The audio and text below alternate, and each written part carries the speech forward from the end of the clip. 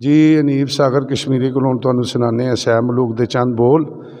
तो अगर ये तुहानूं बोल पसंद आन तो बराए मेहरबानी मेरे चैनल में जरूर सबसक्राइब करना। रिक्वेस्ट है तुहाडे अगे बड़ी हौसला अफजाई हुंदी है। इन्हां गुरु घरां नूं लभ के इहो जिहे दोस्त साडे कोल लभ के लियाईदे ने ते सिर्फ इक्को रिक्वेस्ट करी दी कि चैनल नूं नाल दिते गए बैल आइकन के बटन नूं जरूर दबाओ। ज़्यादा तुहाडी देरी इजराइल नहीं होना चाहांगा।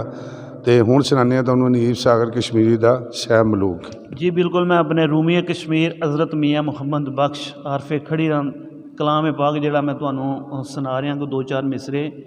तो मियाँ साहब लिखते ने ओ वली अल्लाह दे ओए मरदे नाई ते कर दे पर्दा पोशी की होया जे दुनिया तू ते टुर गए लाल खामोशी। उठ दिलाए चल ढूंढण चलीए ते सजने घर नहीं मिली दे बिन तकलीफों मिल दे नायूं ते जेड़े ले महरम दिली दे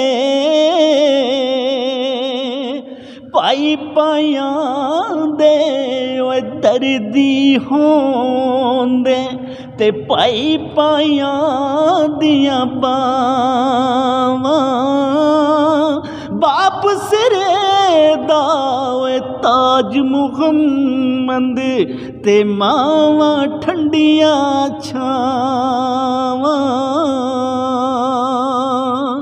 बाग बहारा ते गुलजारा बिन यारा किसे कारी यार मिलने दुख जान हजारा ते शुक्र करा लख वारी।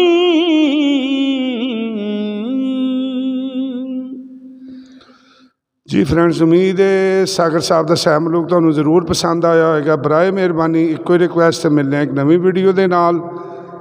ए सैम मलूक नूं सागर दे चाहण वाले साडे जिन्ने व्यूज़ ने वो चाहण वाले ज़्यादा तो ज़्यादा शेयर करो, लाइक करो, चैनल नूं सबसक्राइब करो। तो मिलने नवी वीडियो के नाल।